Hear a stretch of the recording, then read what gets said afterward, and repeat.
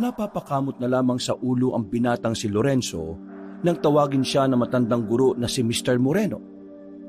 Alam kasi ng binata na mapipiko na naman sa kanya ang kanyang guro.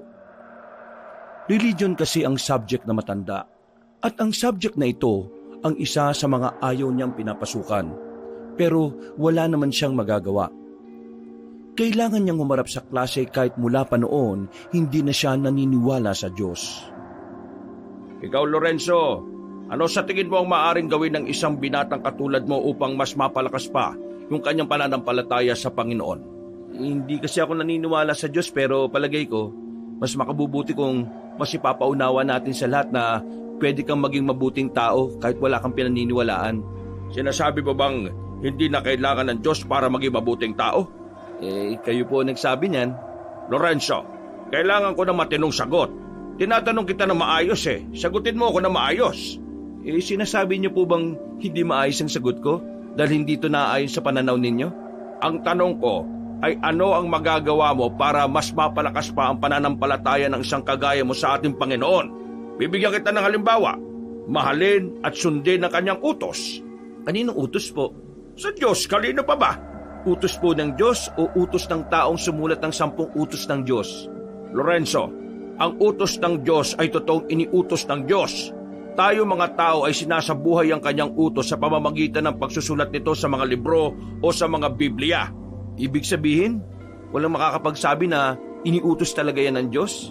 At paano mo nasabi? Dahil hindi naman totoo.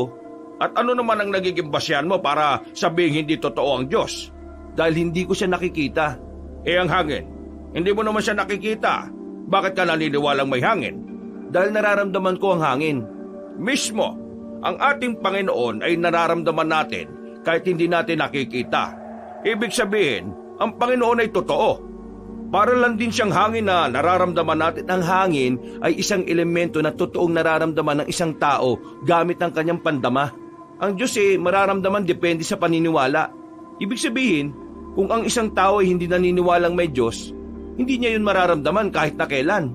Sinasabi mong nakadepende ang pagiging totoo ng Panginoon sa paniniwala ng isang tao? Opo, mahirap sabing totoo ang magic. Kung naniniwala ka na ang magic ay kagagawan lang din ng taong gustong manlinlang ng mga uto-uto. Lorenzo, hindi ka ba naturuan ng mga magulang mo na igalang ang mga usaping relihiyon? Patay na po sila Pero bago sila namatay, naturuan po nila kami ng mga kapatid ko na igalang ang paniniwala ng iba. At kung sakaling ipipilit ng iba ang paniniwala sa akin, may karapatan akong magayag din ng sarili kong paniniwala. At dito na papasok ang tinatawag nating paggalang sa opinyon ng isa't isa. Gusto mong igalang namin ang paniniwala mo pero sinasabi mong walang Diyos sa mismong harapan namin? Sinasabi ko lang po ang paniniwala ko. Kasi tinatanong niyo ako kahit alam niyo naman na hindi ako naniniwala sa sagot na gusto ninyo. Mr. Moreno, naniniwala po ba kayong mas matalino ako kaysa sa inyo? Ha? O di po ba? Nakakainsulto kapag tinatanong ka ng isang bagay na alam mong labag sa paniniwala mo. Nako, lumabas ka nga ng klase ko. Ngayon din. Utos mo ba ito ng Panginoon? Hindi. Utos ko ito. Kaya lumayas ka. Kung sinasabi niyong totoo ang Panginoon, masusundin ko siya kaysa sa inyo. Kaya hindi po ako lalabas. Kung hindi ka lalabas, ako ang lalabas. Lalabas na po ako. Gigil na gigil ang kanilang guro ng mga sandaling yon. Pero para kay Lorenzo, wala naman siyang ginawang mali.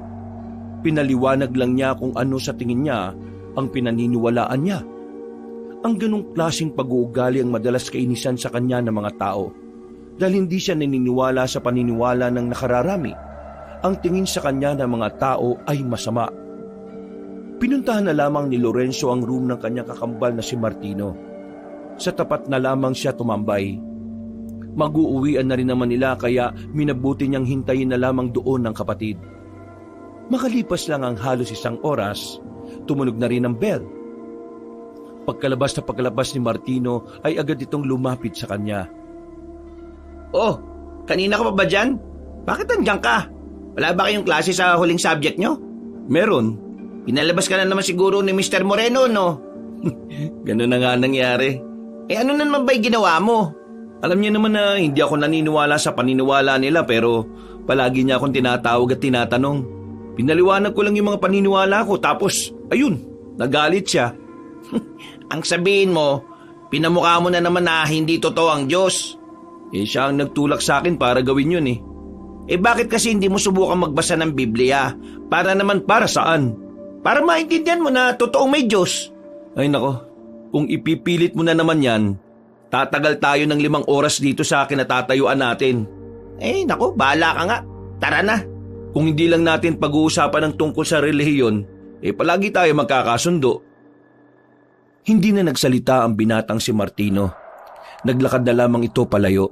Sinundan na lamang din yun ni Lorenzo hanggang sa makasakay na sila sa tricyclean at hindi pa rin sila nagpapansinan. Pag-uwi nila sa kanilang bahay, napansin agad sila ni Aling Sesa. Bakit nakasimangot itong si Martino? Nag-away na naman ba kayo? Hindi po, Lola. Yung totoo.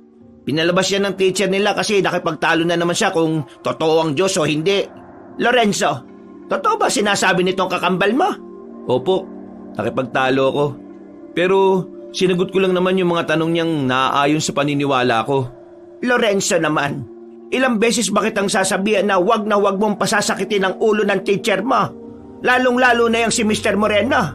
Sa lahat ng subject, sa kanya dapat mas nagpapakabait dahil tungkol yun sa Diyos. Tama. Na kung saan hindi ko naman pinaniniwalaan. Bakit ba hindi ka naniniwalang may Diyos? Pinalaki ko naman kayo ng maayos kahit ako lang mag-isa. Hindi ko naman kayo tinuruan na maging masama. Bakit po? Pagiging masama po bang maging kagaya ng paniniwala ko? Hindi naman sa ganon. Ang sinasabi ko lang naman, ginawa ko ang makakaya ko para lumaki kayong malapit sa Panginoon. Pero ikaw, hindi ko alam kung ano ang nangyari sa iyo. Kung nakikita niyo po ba bilang sakit ang pagiging kagaya ko, huwag kayong mag-alala. Hindi ko po kayo hahawan. Uy! Maayos ka nga sa mga sinasabi mo. Nawawala ka na ng galang Kailangan ko nang pumasok. Nangangati na pa ako. Bumuntong hininga na lamang ang matandang si Sesa. Dumiretso naman si Lorenzo sa kanyang silid. Agad niyang hinubad ang kanyang sapatos at saka humiga sa kama. Kahit siya, hindi niya rin naman maintindihan kung bakit lumaki siyang pilosopo sa maraming bagay.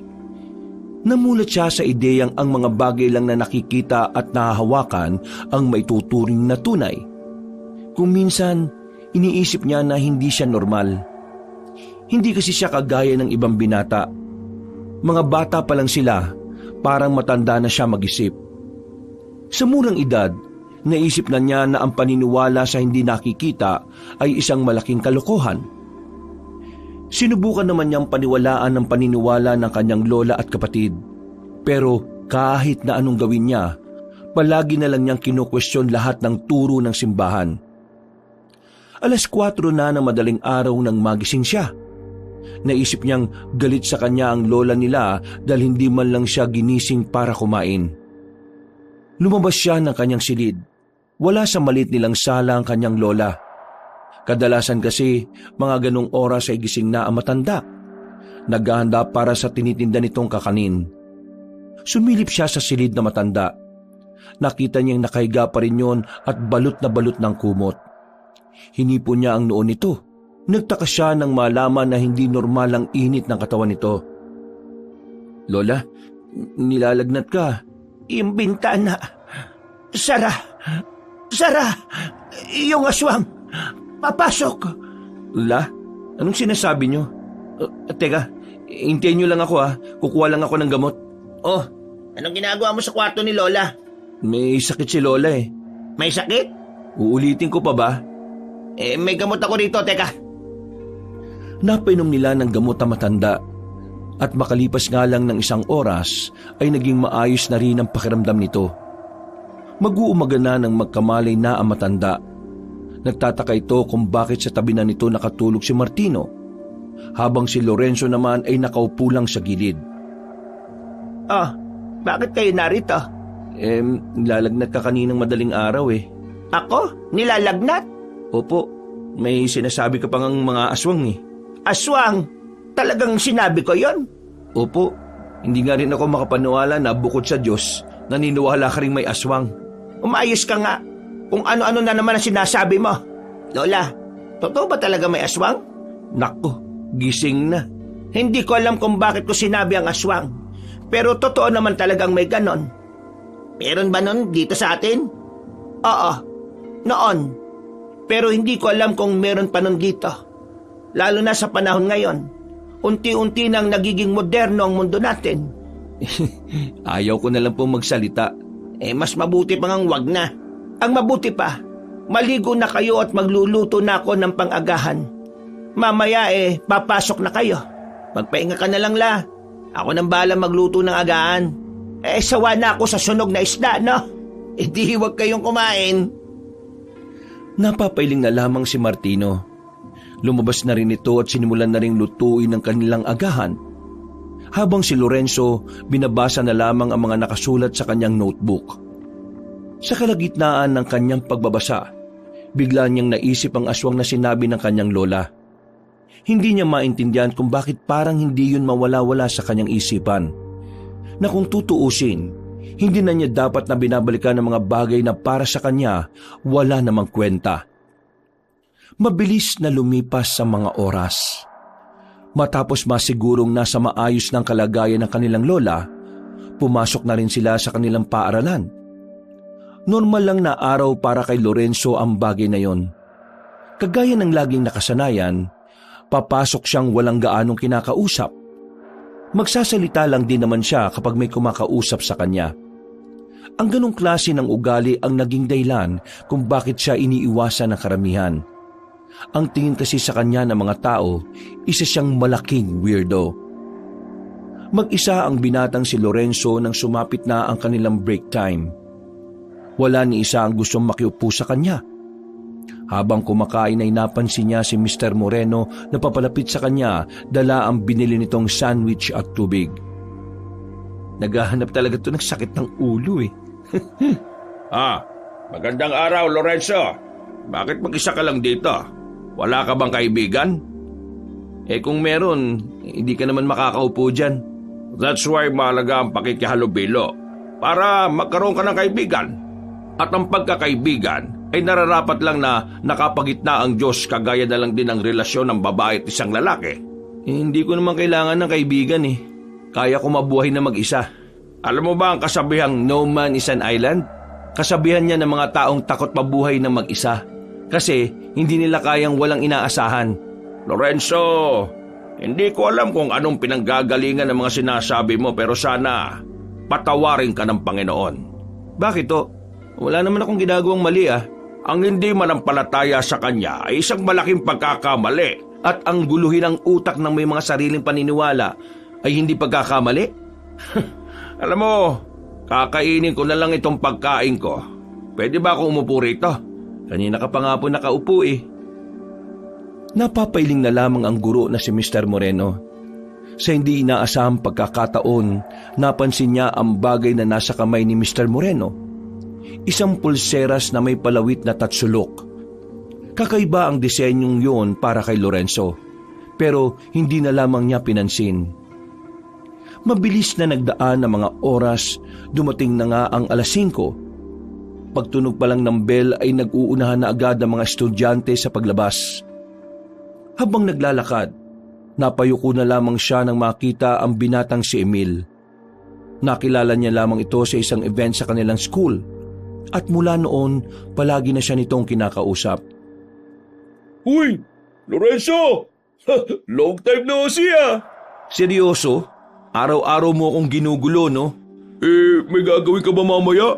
Gusto mo sumama? Ayoko. Sama ka na, minsan lang naman eh. Bakit mo ba ako'y sinasama? Kasi magkaibigan tayo. Sinong nagsabi? Ako! Wes, nagkakamali ka. Bigla siyang inakbayan ni Emil dahil dito'y napansin na niya ang suot-suot nitong pulseras na kagaya ng kay Mr. Moreno.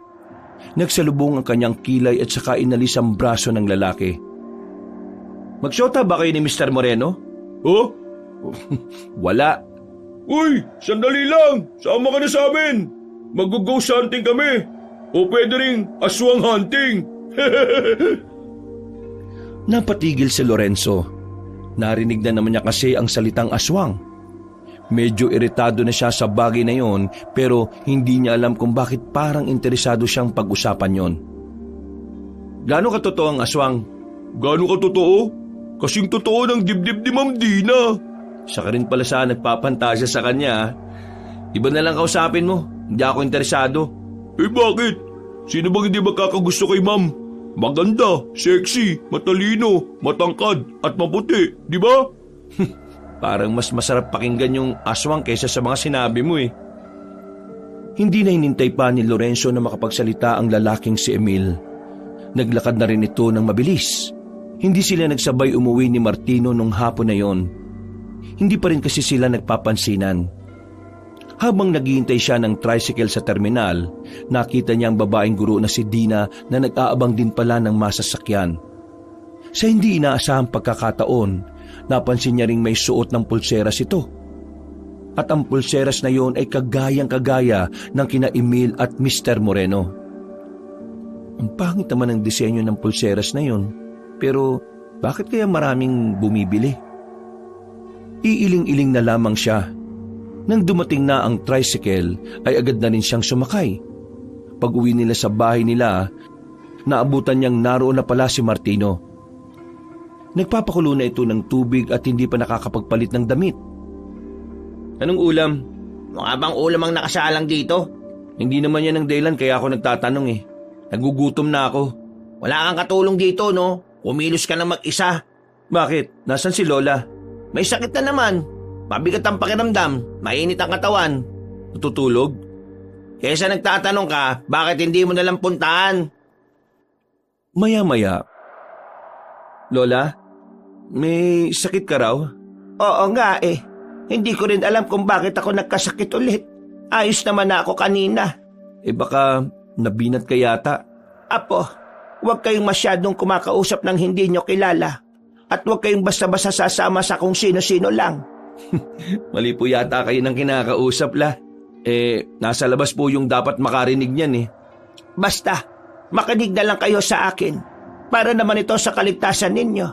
La, bakit kung magsalita kayo parang nasa bingit na naman ang kamatayan ng pamilya natin? Basta, huwag kayong sasama at makikipag-usap sa kung sino. Sabihan mo rin ang kapatid mo. Kung ano man ang dahilan nyo, sige po. Hindi mawala-wala sa utak ko ang aswang. Yan na naman tayo eh. Totoo ang aswang. O tapos? Mapanganib ang mga aswang, Lorenzo. Balang araw, maiintindihan mo rin ang sinasabi ko. Paano ka maiintindihan yan eh? Wala namang pinaniniwalaan niya kundi sarili niya lang. Bakit? Anong gusto mong paniwalaan ko? Yung kwento mong mas malabo pa sa sabaw ng dinuguan? Anong kwento? Kwento tungkol sa nakita mong mabilis gumalaw nung bata pa tayo. Eh bakit? Totoo naman talaga yung nakita kong yun eh. Kung ikaw lang ang nakakita, hindi yun totoo. Hindi mo nga magawang pagkatiwalaan sarili mo tapos gusto mo magtiwala kami sa'yo. Lola epal na naman. Kahit na kailan talaga, para kayong aso at pusa.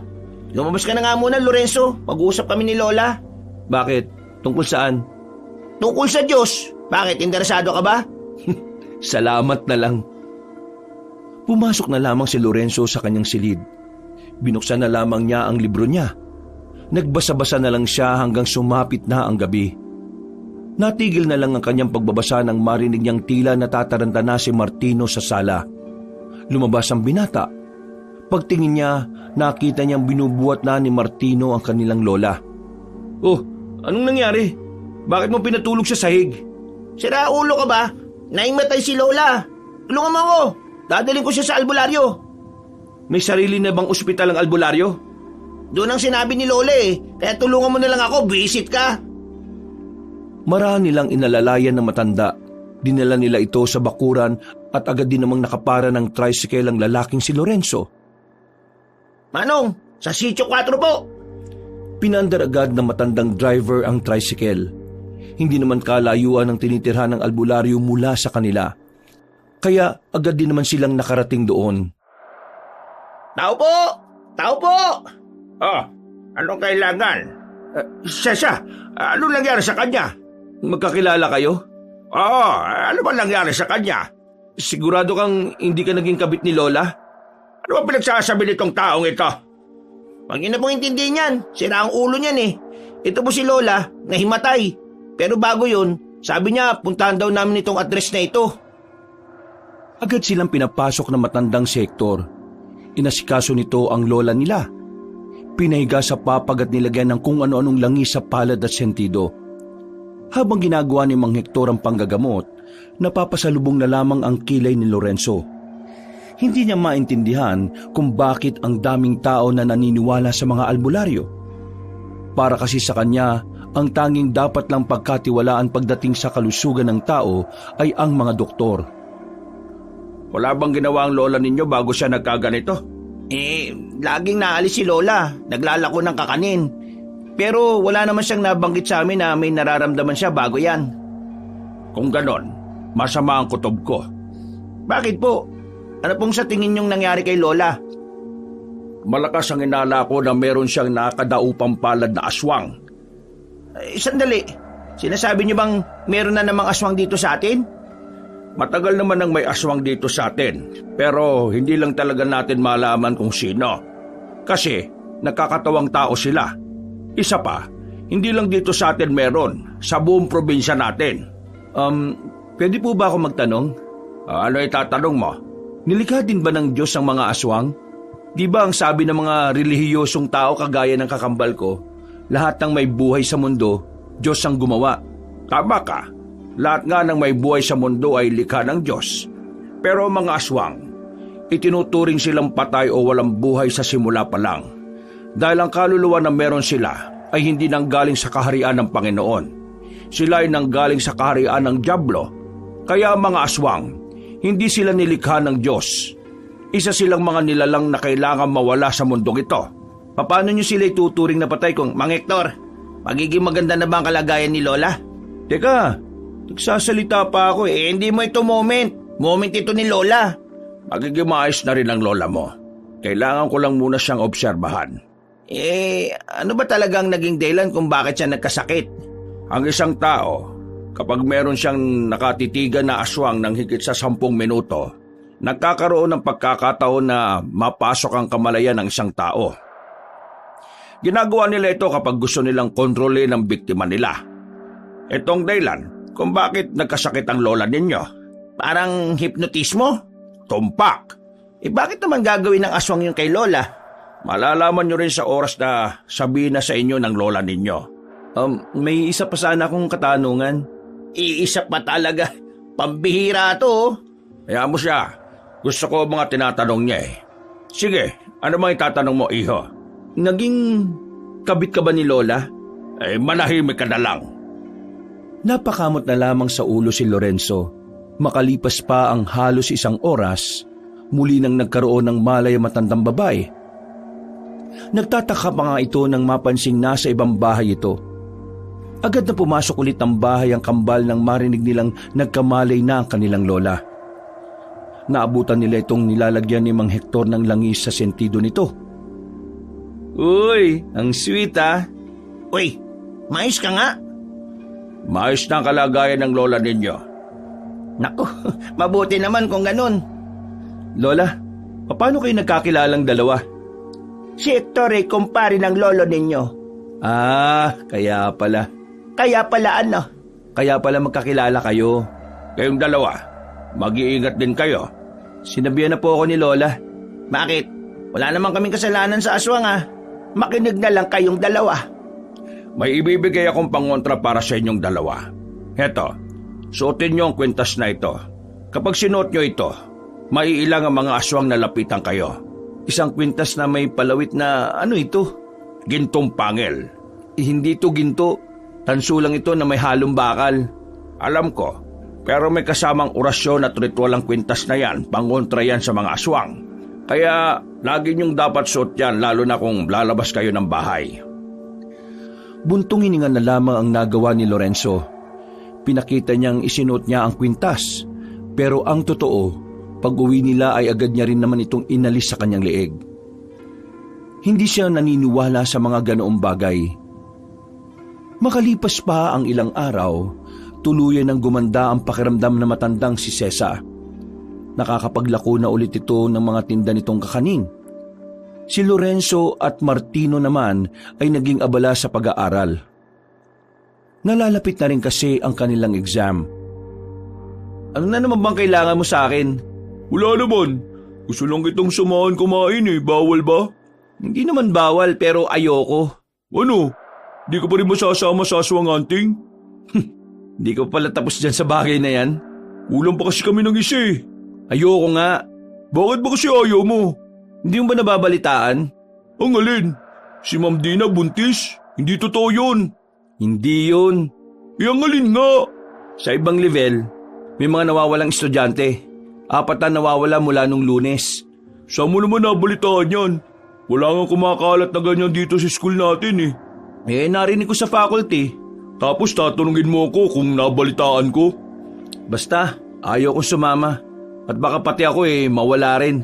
Hindi naman ako kidnapper ah. Hindi nga, pero parang. Tapos ka na agad kumain. Wala pang bawas yung pagkain mo ah. Hindi pa ako tapos. Dilipat lang ako ng upuan. Kaya huwag mo na akong sundan bago pa ako mawalan ng gana. Mag-isang kumain ang binatang si Lorenzo sa sulok. Sanay naman na siyang walang kasabay. Sadyang si Emil lang naman talaga ang nagpupumilit na kaibiganin siya. Habang nanguya, napapaisip siya kung ano nga ba talaga ang nangyari sa mga estudyanteng nawawala. Hindi rin nila alam kung bakit parang hindi yung pinapaalam sa buong school. Tingin ni Lorenzo, ayaw ng mga namumuno na madungisan ang pangalan ng paaralan nila. Natapos na rin ang break time. Bumalik na si Lorenzo sa kanilang silid. Wala naman siyang gana. Kung siya lang ang masusunod, ayaw na sana niyang pasukan ang subject ni Mr. Moreno. Pero sa ngalan ng attendance at ang karagdagang grado, tinitiis na lamang niya ang mga naririnig niya. Bukod sa tingin ni Mr. Moreno, pinakaayaw niya lang talaga ay ang tinatawag pa siya para sumagot. Hindi maaaring magsama ang babae at lalaki sa isang silid kung sila ay hindi pa kinakasal. Labag sa paningin ng Diyos ang pagsasamang walang basbas ng simbahan at ng Panginoon. Kaya nga sa panahon ngayon, mas mainam pa rin na alam nating magpigil, magtiis at igalang ang katawan ng isa't isa. Ang isang relasyon na pinagigitnaan ng Panginoon ay siyang pinagpapala. At sa tingin nyo, tama ba ang ginagawa ng ibang magkarelasyon na bago sila magpakasal nagsasama na sila sa iisang bahay? Ikaw Lorenzo, anong masasabi mo? Magandang hapon po Mr. Moreno. Seryoso po ba kayo na akong gusto niyong sumagot sa katanungan na yan? Oo naman. Bakit naman hindi? Parte ka ng klaseng ito. At tingin ko, marami naman kaming matututunan sa iyo. Alam ni Lorenzo na balak lamang siyang ipahiya ng kanilang guro. Kaya siniguro niyang sa sandaling yon, hindi siya ang magmumukhang tanga. Tinatanong niyo ako kung tama bang magsama ang babae at lalaki sa iisang bahay nang hindi pa kinakasal? Ang sagot ko po tama. Paano mo naman nasabing tama? Marahil sa pananaw ng mga kagaya niyong sumusunod sa utos ng simbahan ay mali yun. Pero para sa akin, na mas tinitingnan ng pagiging praktikal, tama lang na magsama sila bago ikasal. Unang-una, kung magsasama sila sa iisang bahay ng ilang taon bago ang kasal, mas magkakaroon sila ng panahon para kilalanin ang mga sarili nila.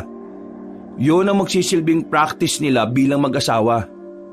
Makakatulong to sa kanila sa pagdedesisyon kung kakayanin ba nila ang buhay mag-asawa o hindi.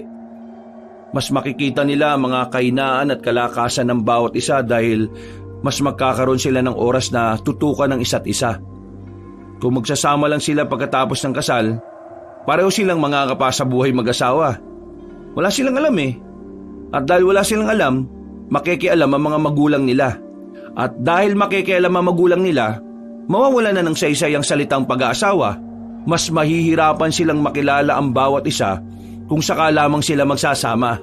Pero kung matagal na silang magkasintahan, hindi ba dapat kilala na nila ang isa't isa? Iba ang buhay magkasintahan sa buhay ng pag-aasawa. Nagbabago ang ugali at pag-iisip ng tao kapag nagiging mag-asawa na sila Yung magkasama sa isang bubong, marahil dahil sa mga responsibilidad, sa mga bayarin, sa mga obligasyon at dahil na rin sa pagkakaroon ng dagdag na mga goal na dapat maabot. Seryosong usapin na ang pag-aasawa Iba ang pagkakakilala mo sa kasintahan mo noong nobyo o nobya mo pa lang siya. Magkakaroon pa rin ng pagbabago sa kanya sa oras na kinakailangan na niyang magseryoso sa buhay At ang mga pagbabago na yon ay hindi mo agad makikita kung hindi mo yun malalaman bago ang kasal. Kaya naman, para hindi tayo matali o makulong sa mga maling tao, Para sa akin, mas maganda kung magsasama na muna kayo bago kayo ikasal. Sa pagli-live-in pa lang, malalaman mo na kung anong klaseng tao siya bilang asawa, hindi bilang kasintahan. Sinasabi mo bang hindi na mahalaga ang kasal kasi mas mainam na mag-live-in na muna para makilala ang mapapangasawa mo? Ganun ba? Wala naman akong sinasabi na hindi mahalaga ang kasal. Pero sinasabi ko lang na huwag nating gamitin ang kasal para diktahan ng tao paano niya kikilalanin na mapapangasawa niya. Huwag nating hayaan na ang kasal ang maging dahilan kung bakit hindi tayo makawala sa mga taong hindi natin dapat pinapasok sa buhay natin. Paano mo kami mapapasang-ayon sa mga sinasabi mo? Naranasan mo na bang magkaroon ng asawa? Nagtawanan ng buong klase. Nakaramdam ng pagkapahiya si Lorenzo noong mga oras na yon. Pakiramdam niya ay sinimulan na ni Mr. Moreno na mangyari ang binabalak nito. Huminga si Lorenzo na malalim.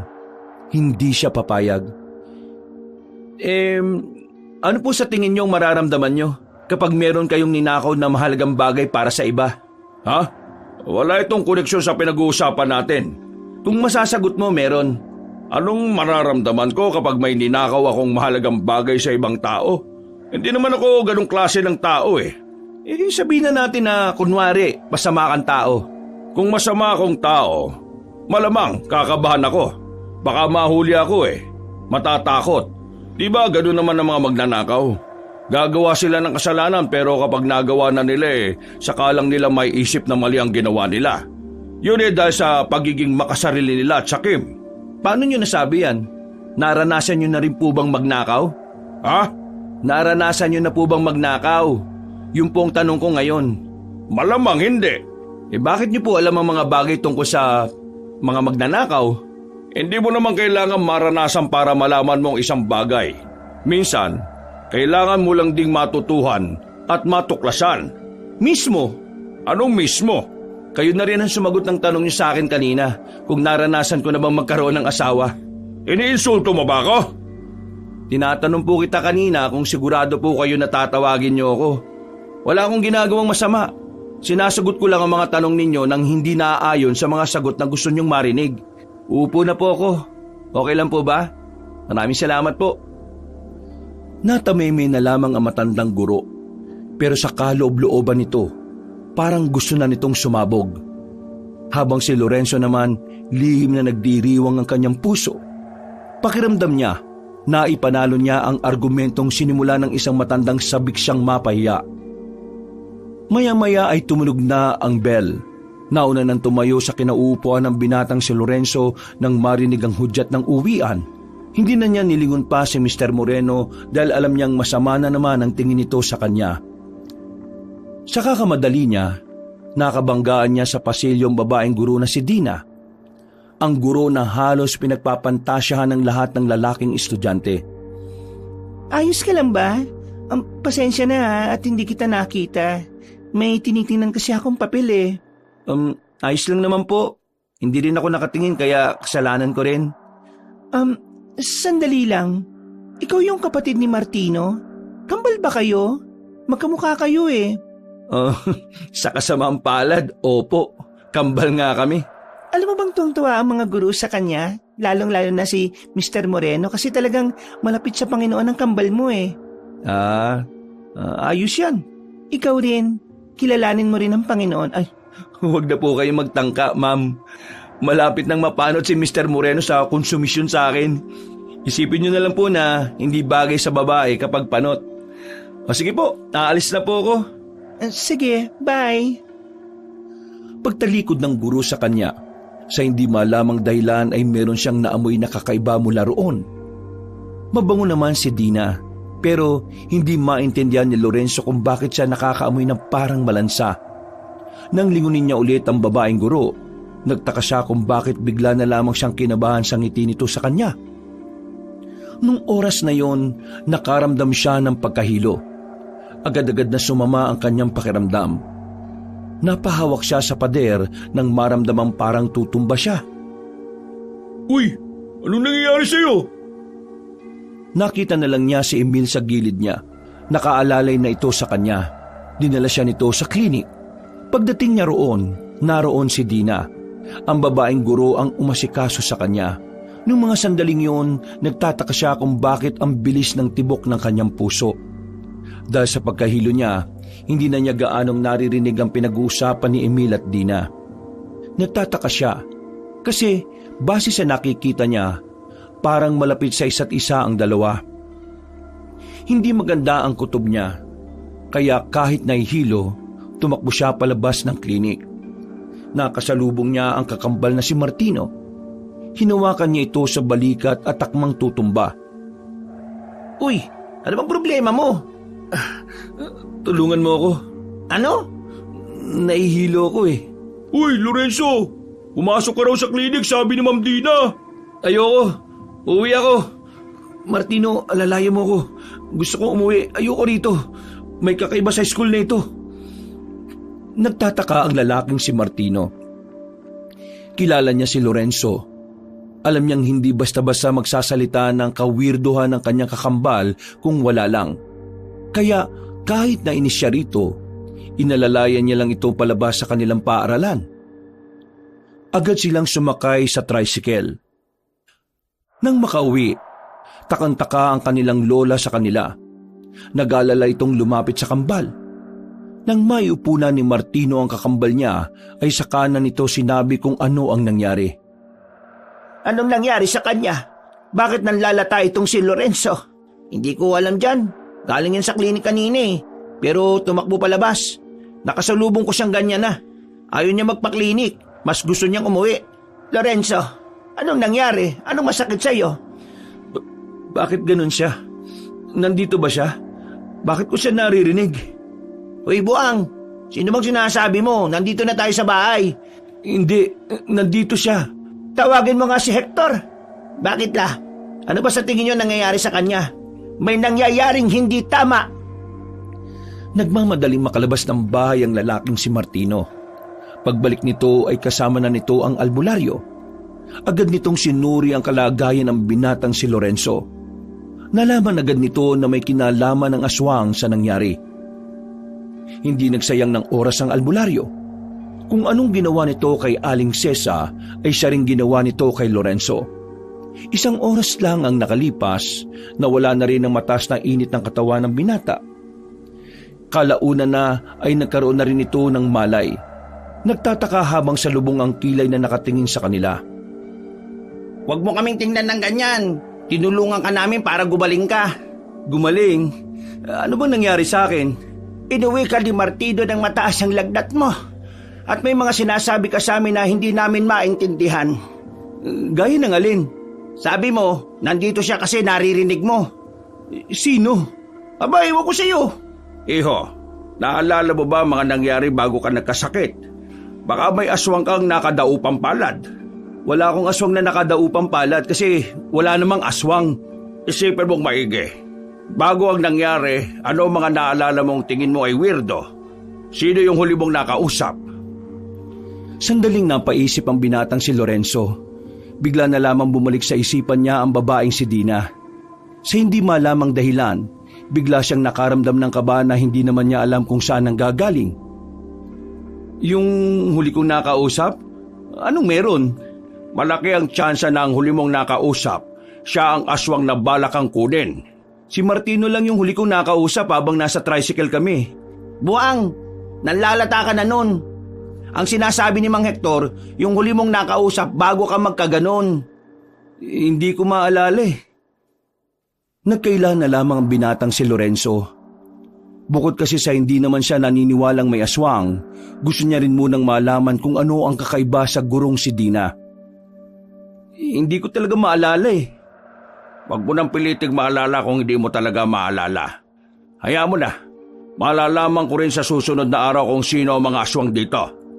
Marami ba sila, Mang Hector? Isa silang grupo. Pero hanggang sa ngayon, hindi ko pa rin alam kung sino-sino sila. Nanahimik na lamang si Lorenzo ng mga sandaling yon. Wala siyang interes na pakinggan ang mga sinasabi ni Mang Hector. Mas pinili na lang niyang magpahinga sa kanyang silid kaysa maniwalang totoo ang mga aswang. Habang nagpapahinga siya, pumasok sa silid niya ang kakambal na si Martino. Salubong ang kilay ni Lorenzo. Oh, anong kailangan mo? Alam kong may hindi ka sinasabi. Gaya ng ano? Gaya ng kung sino ang huli mong nakausap. Sabihin mo. Ang kulit mo. Sinabi ko na sa'yong hindi ko maalala. Nung nasa biyahe tayo pa uwi, narinig kong sinabi mo ang pangalan ni Ma'am Dina. Ha? Sinabi ko yun? Ang sabi mo, naririnig mo siyang nagsasalita, pero nasa biyahe na tayo nun. Ibig sabihin lang nun, nakausap mo si Ma'am Dina. O ano ngayon? Ibig sabihin, aswang si Ma'am Dina? Paano naman magiging aswang si Ma'am Dina malapit yun sa Diyos? Siya nga yung huli kong nakausap eh. Di ba sinasabi na matanda kanina kung sino yung huli kong nakausap? Aswang yun? Meron ka pa bang ibang nakausap? Kasi imposibleng si Ma'am Dina yun eh. Kung wala ka nang sasabing matino, alam mo, mabuti pa umalis ka na lang. Oy, field trip natin sa susunod na linggo Sasama ka raw, sabi ni Lola. Hindi ka pwedeng humindi. Nakapagbayad na ako kanina. Jesus, pambihira. Alam mo namang ayaw ko sa maraming tao eh. Di sana, hindi ka na nag-aral. Napapiling na lamang si Lorenzo. Humiga na lang siya. Nakatingin sa kisame. Napapaisip kung ano nga ba talaga ang nangyari at bakit bigla na lang siyang nanlanta. Makalipas ang maraming araw, dumating na rin ang kanilang field trip. Dahil ayaw naman ni Lorenzo nang manghinayang ang kanyang lola, pinilit na lang din niyang sumama. Sa kamalas-malasan pa, nakatabi niya sa upuan ng kakambal niya. Bakit ba kailangan dito ka pa umpo sa tabi ko? Bakit? Gusto mo bang nakaupo ko sa bubong? Kung pwede lang eh. Di ka na nga sana kasama eh. Yun nga ang gusto ko, di ba? Sus, kunwari ka pa. Oh, anong klaseng libro yan? Bakit mo tinatanong? Kasi gusto ko malaman. Libro to na bigay ni Mang Hector sa akin. Tungkol ito sa mga aswang. Lumang libro. Pero maganda raw ang kwento rito kasi totoong nangyari. Naniwala ka naman. Siguro kaya ka ganyan kasi ang layo ng loob mo sa Diyos no? Di ganyan pala ang ugali ng malapit sa Diyos. Pakialamero. Uy, kwentong aswang yan Pwede ba, Hiram? Di naman tayo close Bumalik ka na nga sa upuan mo. Ay, sorry. Akala ko kasi si Lorenzo Seryoso ka ba? Alam niyo ba, may nakita na kaming aswang nitong nakaraang gabi. Totoo ba yan? Ayaw niyo maniwala. Sumama kayo sa amin bukas ng gabi. Tuturo namin sa inyo kung saan namamalagi yung mga aswang. Mas maniniwala pa akong hindi ka naligo bago pumunta rito kaysa sa aswang na yan. Ay, bumalik na kayo sa upuan niyo at baka matumba pa kayo. Malas. Bakit si Mr. Moreno pa guardian natin? Hindi naman natin advisor yan. Sa mga lumipas na oras kung saan-saan sila nagtungo, lahat ng kilalang pasyalan ay napuntahan na nila. Bandang 6:00 ng gabi, tumigil na sila sa isang malawak na kapatagan na napapalibutan ng matataas na puno. Sa parting yun sila maglalatag ng mga camping tent. Mga bandang 11:00 ng gabi, nagsimula na ang mga aktibidad na kanilang gagawin, habang si Lorenzo nanatili lang sa loob ng tent niya. Nakatanaw lang sa mga yon at tamad na tamad. Wala naman akong gagawin dito, bakit pa ako sumama? Oh, Lorenzo, bakit ka nandyan? Ayaw mo bang sumali ron? Napalingon ang binata nang marinig niya ang tinig ni Dina sa gilid. Nakita niya ang babaeng guro na nakatingin sa kanya habang malapad ang ngiti. Sa hindi na naman malamang pagkakataon, naramdaman na naman niya ang kaba. Hindi siya tumingin sa babae. Bigla na lang kasi siyang nagkaroon ng kaisipan na baka maulit na naman ang nangyari. Wala akong gana Bakit naman? Kung ayos lang po, huwag niyo po muna akong kausapin. Gusto ko pong mapag-isa sige, walang problema. Pag-alis ng babae, naamoy na naman niya ang lansa na nagmumula roon. Pero sa pagkakataong ito, hindi na siya nakaramdam ng pagkahilo. Hindi niya lang maamin sa sarili pero may kutob na rin siya na hindi pangkaraniwan ng babae. Labag man sa kalooban niyang isipin na hindi tao ang babae pero yun talaga ang nagsusumiksik sa kanyang utak. Sumpa ba to? Sumpa ba na maramdaman kong malapit na akong maniwala na may aswang? Noong mga sandaling yun, unti-unti na rin niyang tinitingnan ang anggulo na baka nga aswang si Dina. Iniisip na lang din niya na ito ang tamang pagkakataon para mapatunayan kung mali siya at tama sila Martino na totoo ang mga aswang. Kapag napatunayan kong totoo ang aswang, baka maniwala pa ako na totoo ang Diyos. Natulog na lamang si Lorenzo ng mga sandaling yon. Nagising siyang dakong 2:00 na ng madaling araw. Pagtingin niya sa gilid niya, nakatulog na pala ang kanyang kakambal sa gilid. Sumilip siya sa labas. Tulog na rin ang lahat. Tahimik na ang paligid.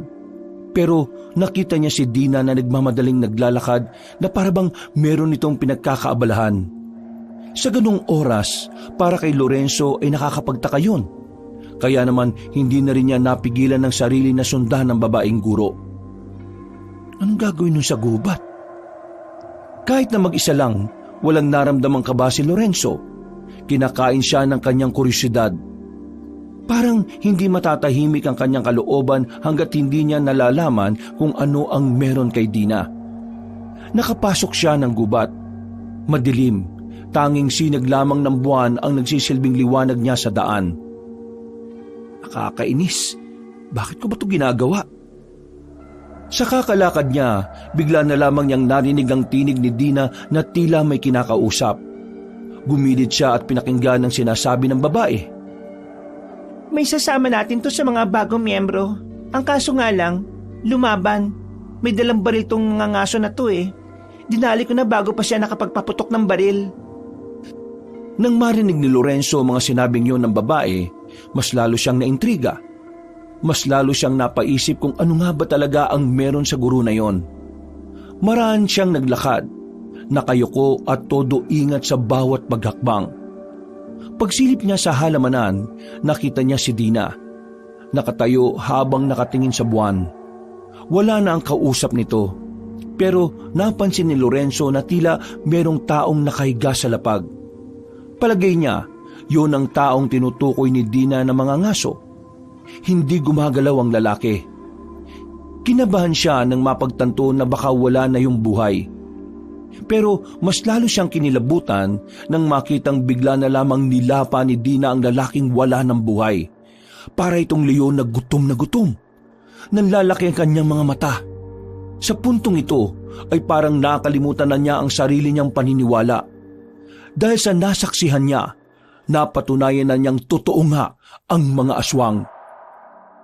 Gagi! Napalingon ng babaeng si Dina nang maramdaman siyang naroon. Medyo naaninagan niya ang itsura ng babae.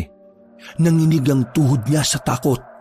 Pero ginawa niyang lahat ng makakaya para makaalis doon. Ligtas naman siyang nakabalik sa kanilang tent.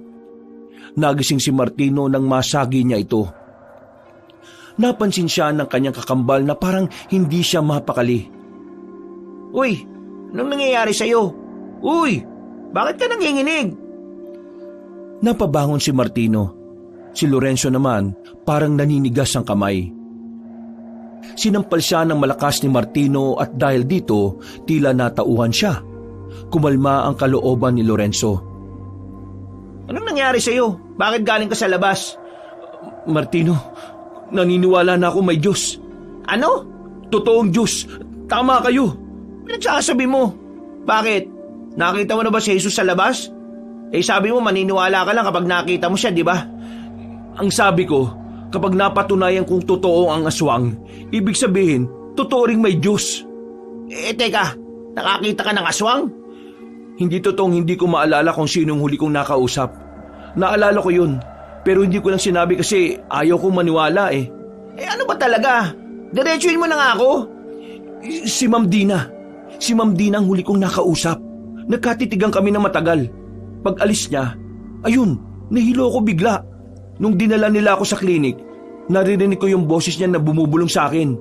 Hanggang sa tricycle, naririnig ko yun. Kaya mula nun, napaisip na ako kung anong meron sa kanya eh. Kaya ngayon, nung makita ko siyang pumasok sa gubat, sinundan ko siya. At nakita ko, may kinakain siyang lalaki, isang mga ngaso. Biglang nagtayuan ang balahibo ni Martino. Sa mga pagkakataong yon, malala ang kilabot niya dahil ang kwentong yon ay nanggaling pa mismo kay Lorenzo, na alam naman niyang hindi gagawa ng kwento tungkol sa mga aswang. Si Ma'am Dina? Aswang? Yun ang nakita ko, Martino. Bukod pa ron, may naamoy akong malansa sa kanya kahit na mukha naman siyang naligo. Malansa? Teka, tama. Anong tama? Nabasa ko kanina sa libro. Ang mga babaeng aswang daw, may amoy na malansa minsan. Ano yun? Amoy ng dalaw? Hindi. Amoy talaga yun ng mga babaeng aswang. Pero mahirap daw yung amoyin. Piling tao lang nakakaamoy. Yung mga taong may matatalas na pang-amoy. Ha? Ibig sabihin, aswang talaga si Ma'am Dina? Pambihira. Hindi ko inakala na maniniwala ako sa kabaliwan ninyo ni Lole. Hoy, hindi to kabaliwan, no? Totoo to. Kailangan nating seryosohin to. Meron pa akong hindi sinasabi. Ano? Nitong nakaraan, narinig ko rin sa faculty, may mga estudyanteng nawawala. Hindi rin nila alam kung saan napadpad yung mga nawawalang estudyante na yun. Hindi lang talaga inilalabas ng school natin dahil masisira sila sa publiko eh. At tingin mo, may kinalaman ng aswang doon? Oo.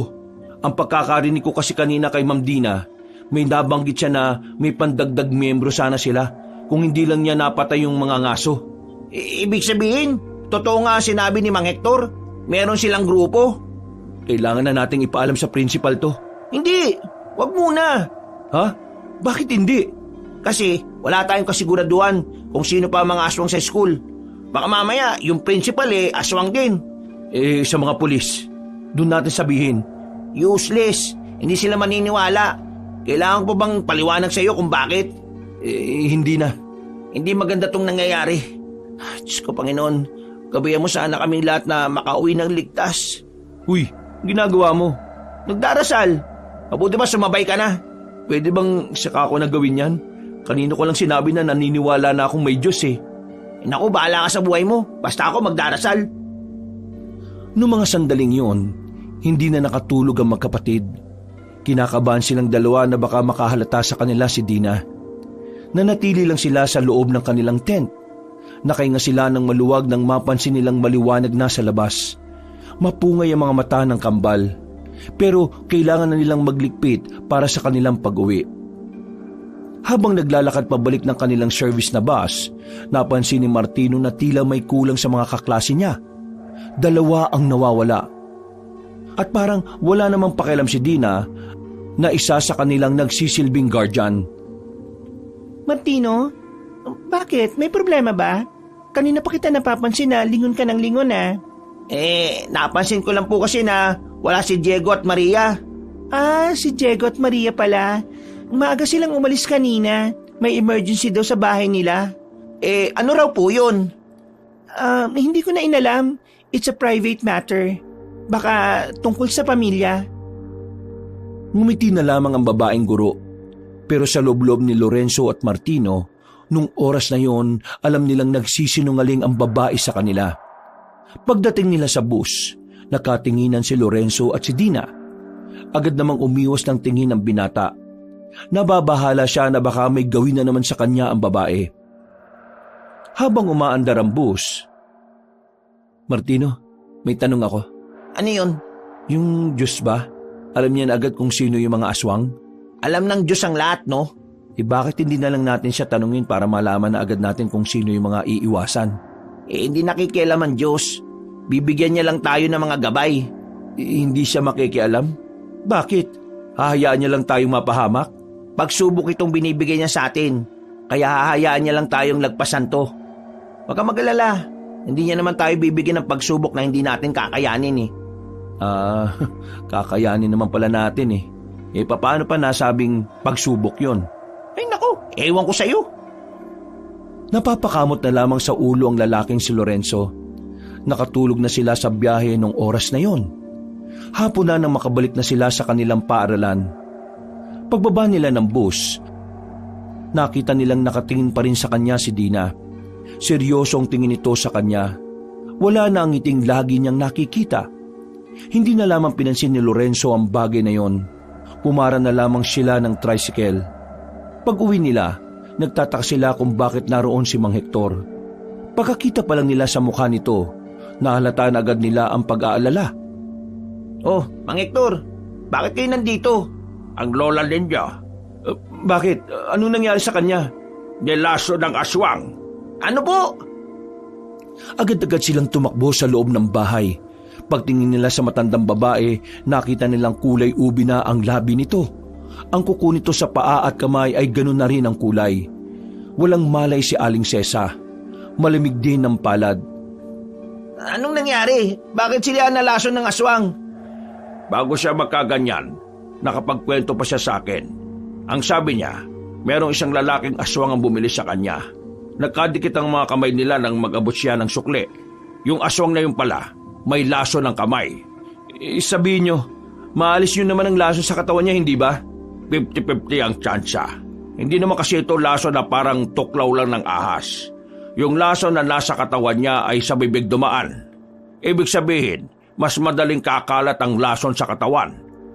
Anong gagawin nyo, Mang Hector?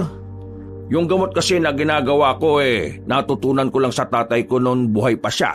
Ang kaso, ito ang unang pagkakataon na susubukan ko yon.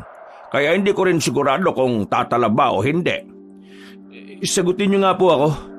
Bakit ba parang laging pinag-iinitan ng aswang si Lola? Wala ako sa posisyon para sagutin ang mga ganyang klase ng katanungan. Ang lola nyo lamang ang makakasagot niyan. Paano kung hindi na niya kayanin? Sino magsasabi sa amin? Huwag nga magsalita ng ganyan.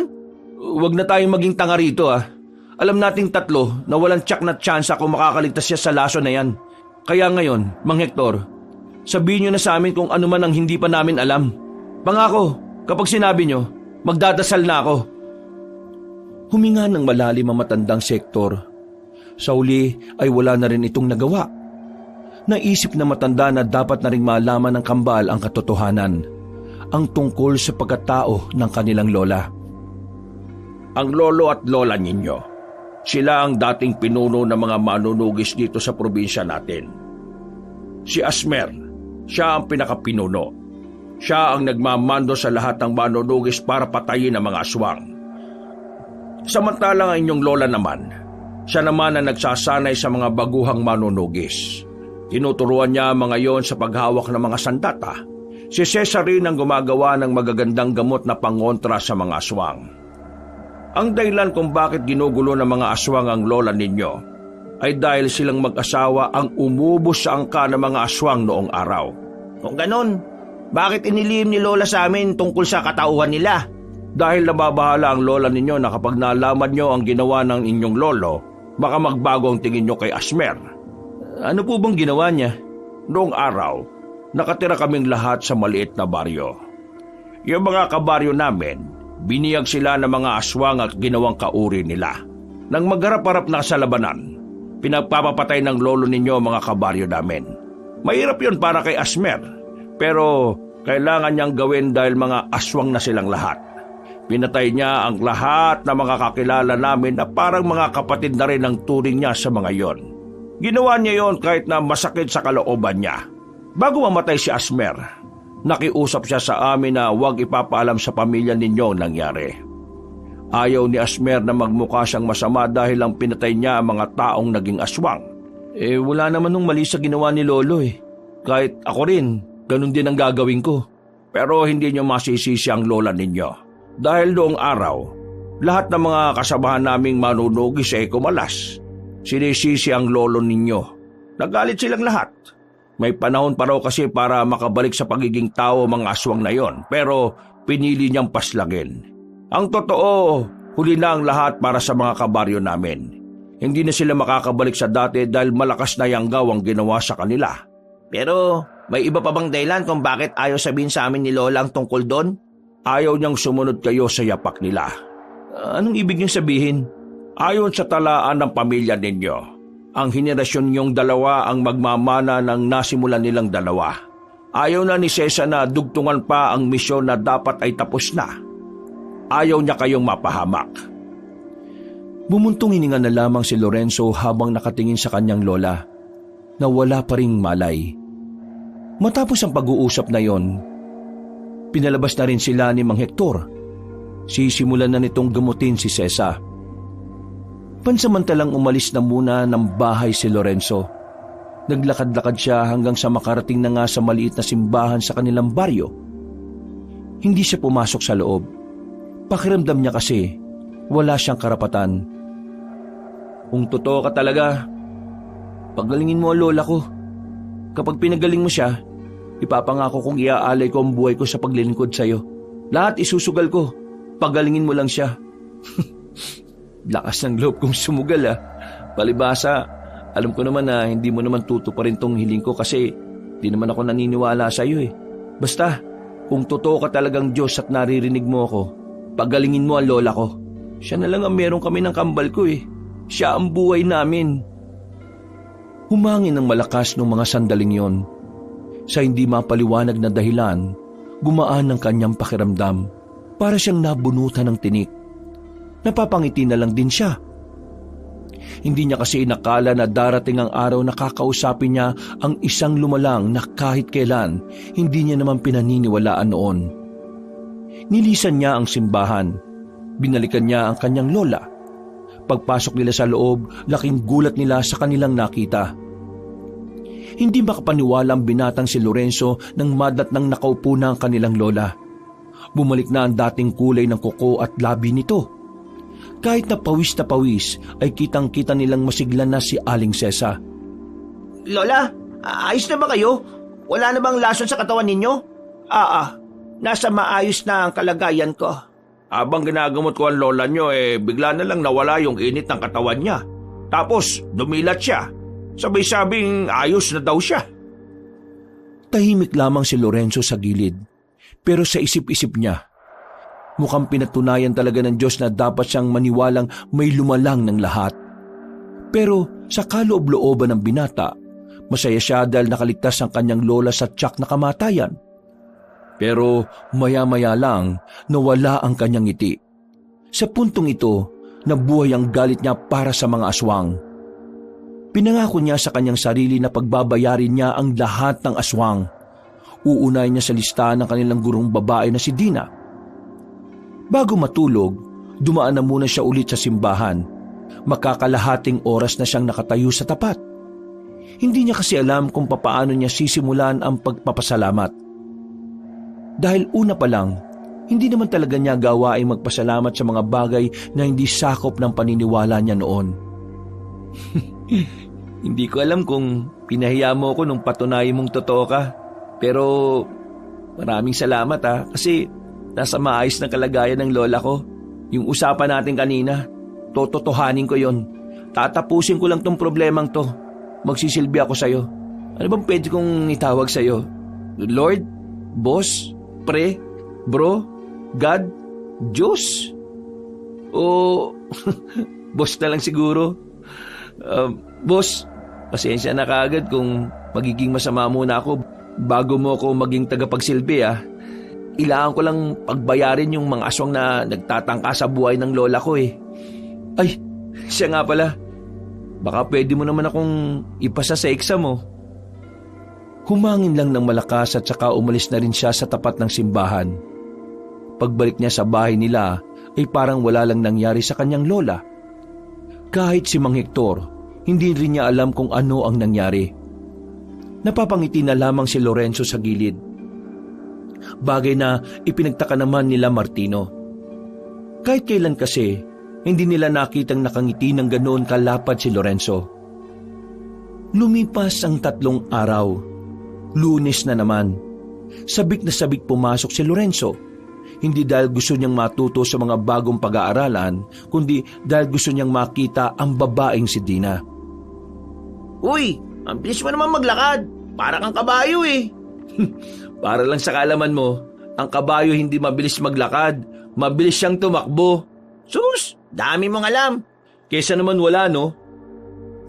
Pag-akyat nila sa 2 palapag, nagiwalay na rin sila ng landas ni Martino. Magkaiba kasi sila ng silid. Pagpasok pa lang ni Lorenzo, gusto na niya kagad mag-uwian. Gusto niya kasing kumprontahin ang babaeng si Dina. Gusto niyang ipaalam sa babae na alam na niyang tinatago nitong sikreto. Bagot na bagot at tamad na tamad sa pakikinig ang binatang si Lorenzo. Bukod kasi sa hindi niya trip ang nagtuturo, napag-aralan na niya yon. Pero wala siyang magagawa kundi ang makisama. Hanggang sa nagbel na hudyat ng uwian. Yun, sa wakas, uwian na. Hindi pa nakakapagpaalam ang kanilang guro ay agad na rin siyang lumabas.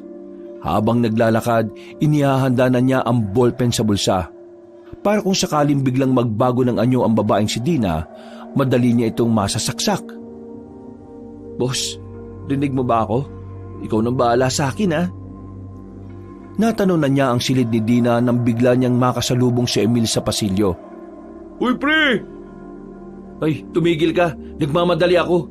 Hindi ko ba sasama sa aswang hunting? Napatigil si Lorenzo sa paglalakad nang marinig ang salitang aswang.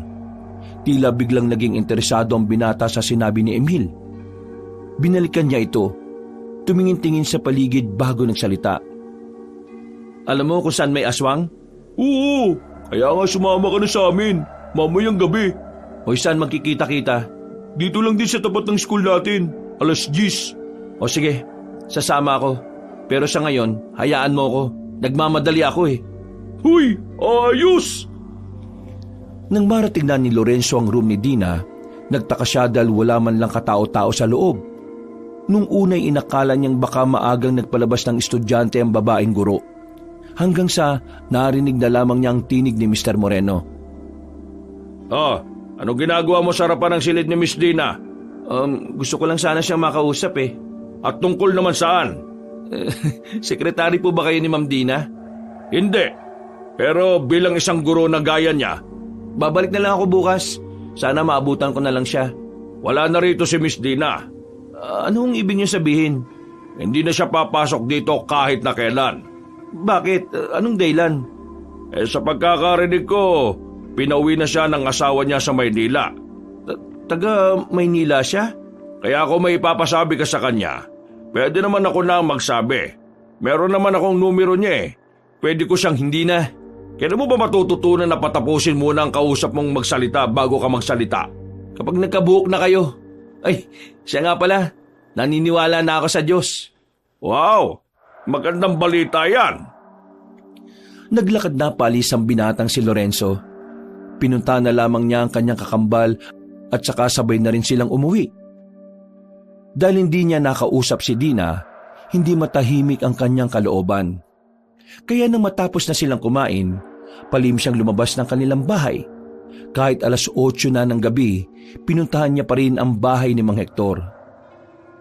Kapihira, ginulat mo naman ako. Bakit ka ba nakatayo dyan sa gilid para kang engkanto? Hindi ko hinakala na magugulat ka pa rin kahit wala naman akong ginagawa. Ano bang ginagawa mo rito? Ikaw lang ba mag-isa? May nakikita ka bang iba?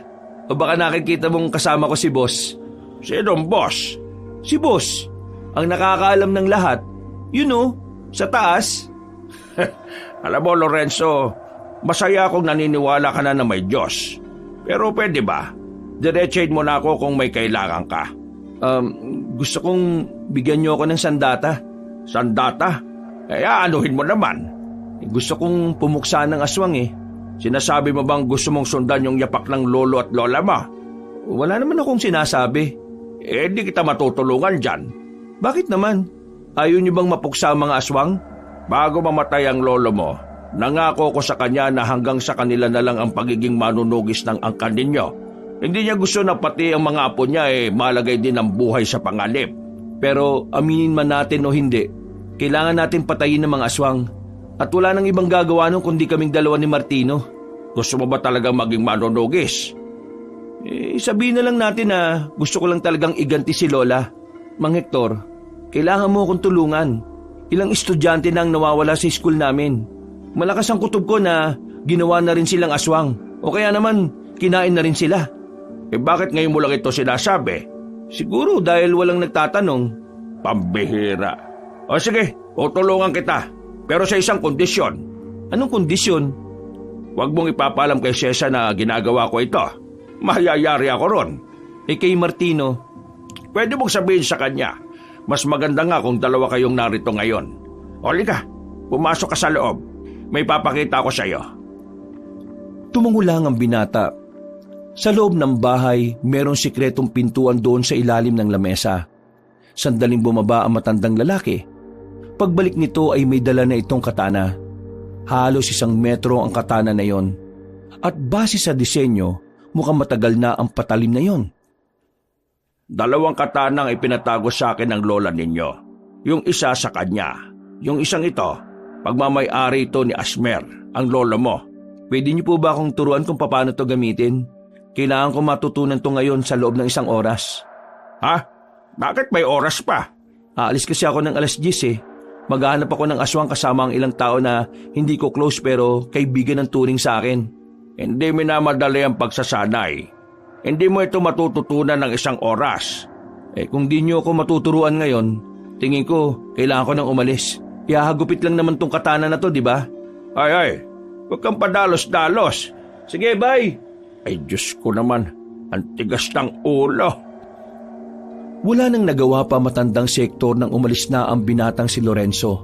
Nang makasakay na siya sa tricycle, bigla niyang naalala ang pangontra na kwintas. Bigay yun ni Mang Hector. Nakaramdam siya ng kaunting kaba nang mapansing wala yun sa leeg niya. Naalala nga pala niyang sinuot lang niya yun sa umpisa sabay tinanggal na rin. Pero wala na siyang pakialam. Buong buo na ang kanyang loob na harapin ng mga aswang. Hindi na siya natatakot. Hindi na siya manginginig.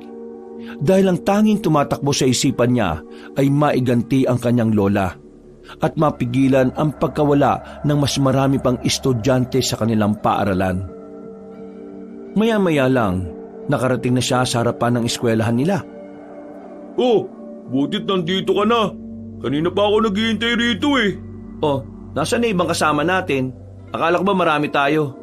Pinauna ko na. Tagal mo kasi. Teka, ano yung dala mo? Di ba ang sabi mo maghahanap tayo ng aswang? Oo. Di eto. Nagdala na ako ng panlaban ko. Ewan ko lang kung hindi mamatay ang aswang na yun. Naglakad na rin sila paalis. Ayon kay Emil, papasok sila sa kagubatan. Kahit na medyo may kaba, malakas ang loob ni Lorenzo sa mga oras na yon. Hindi siya natatakot kung anuman ang maaaring mangyari. Kanina pa tayo naglalakad Nasaan ba talaga yung mga kasama natin? Malamang nauna na sila.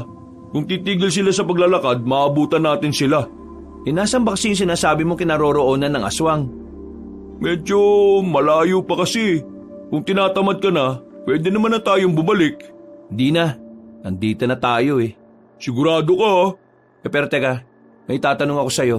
Anong klaseng tanong? Isang tanong na iisipan mo kaagad ng sagot. Ano nga ba yung tanong na yan? Saan mo ba talaga nakuha yung ganyang pulseras? Bakit mo tinatanong?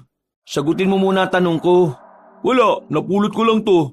Kaparehong-kapareho kasi yan nung kay Ma'am Dini. Talaga? Baka nagkataon lang. At alam mo kung anong nakakabigla? Ano? Si Ma'am Dina, aswang. Aswang? Sigurado ka ba? Oo naman, nakita ko siya eh. Tumigil sa paglalakad si Lorenzo at hinawakan na niya ang hawakan ng katana. Humarap ito kay Emil. At ikaw? Uy! Ano ginagawa mo? Bakit mo tinututok sa akin yan? Ngayon ko lang naiintindihan kung bakit gustong-gusto mo akong isama sa ganito. Kasi may dalawa kang gustong gawin sa akin. Lapain ako o gawin akong katulad ninyo. Ano ba sinasabi mo? Hindi kita maintindihan. Maamin ka na. Kagaya ka ni Ma'am Dina. Hindi ko alam sinasabi mo, no? Hindi ko nga sigurado kung totoo yung sinasabi mo tungkol kay Ma'am Dina eh. Ano ba problema mo? Huwag ka na magmaang-maangan pa. Alam ko na ang tinatago mo. Ngayon ko lang din naisip eh. Magaling ka Nagawa mo akong linlangin. Para ka siraulo. Bahala ka na nga sa buhay mo. Aswang ka, Emil. Ikaw ang kasabwat ni Ma'am Dina. Kayong dalawang dahilan kung bakit may mga estudyanteng nawawala sa school natin. Huwag ka nga mambintang ha. Paano ko magiging aswang eh? Ako nga ang gusto makapatay ng aswang eh. Alam mo bang munti ka na mamatay ang lola ko dahil sa inyo?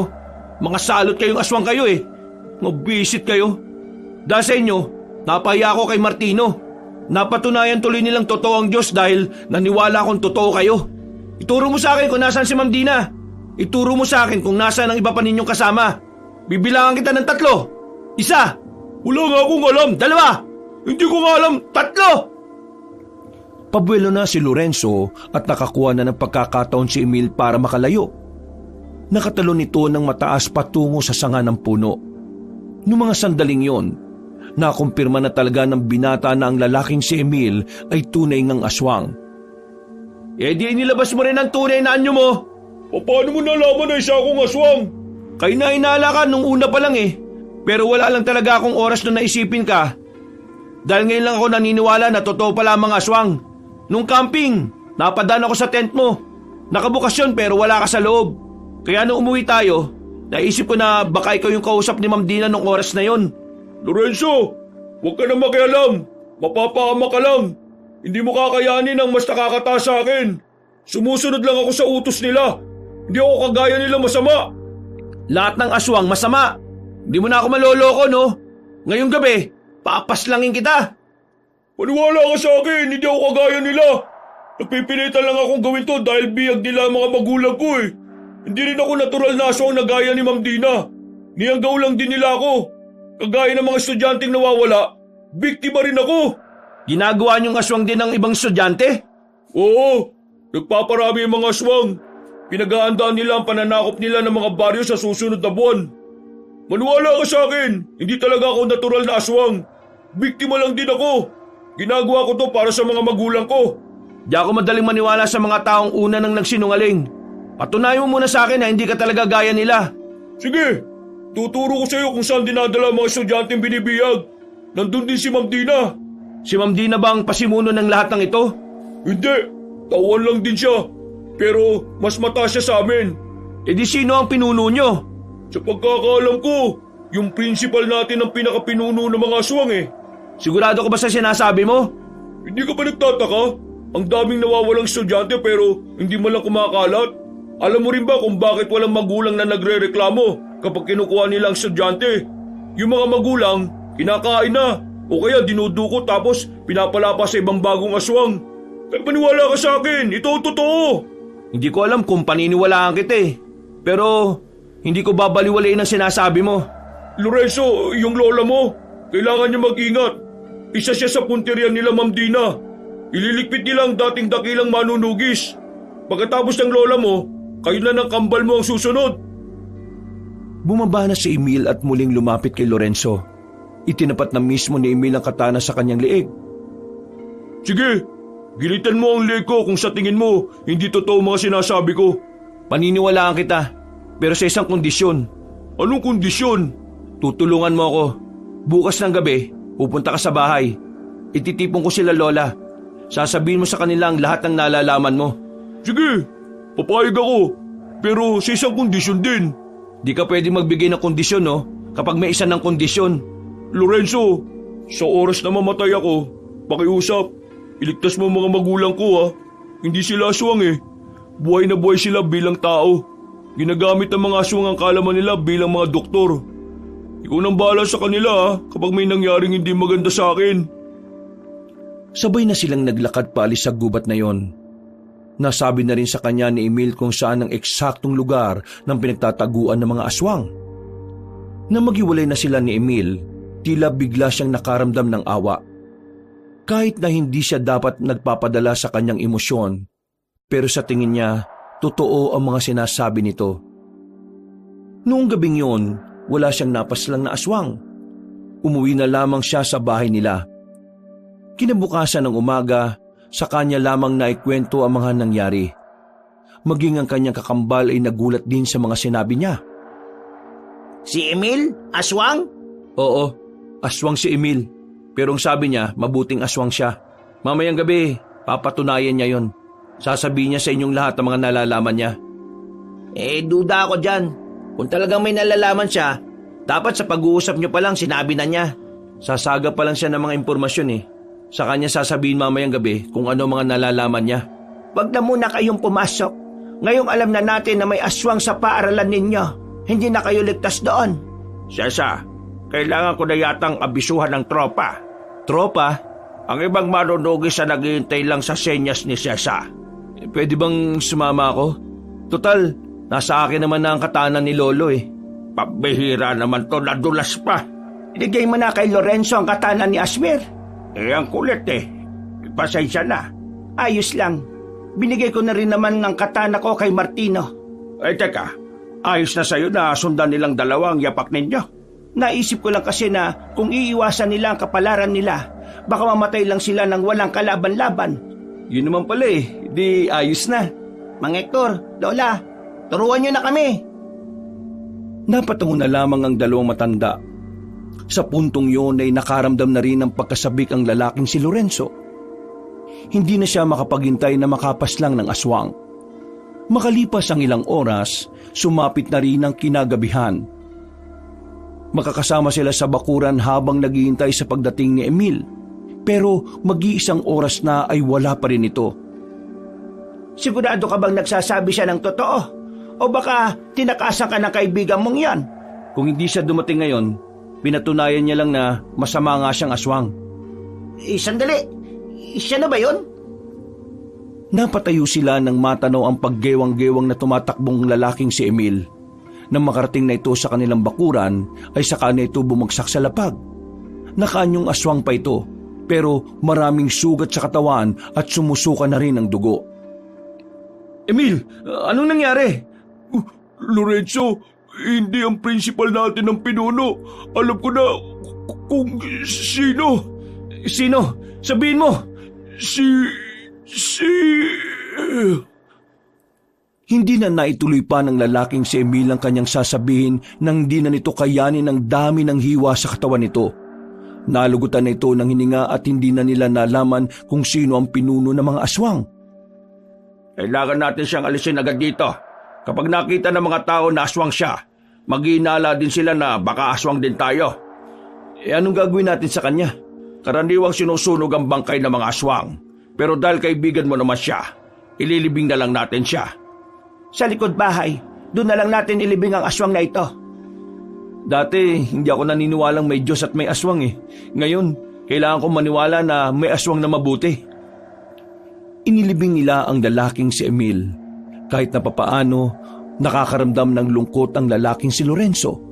Hindi niya inakala na hahantong sa masaklap ang buhay ni Emil. Sa kabilang banda, bigla na lamang siyang kinabahan. Iniisip niya na baka may alam na ang mga aswang na naghahanda na rin sila. Kailangan ko na bang puntahan ng iba nating kasama, Sesa? Ipagpabukas mo na. Delikado kung ngayong gabi ka pa lalakad.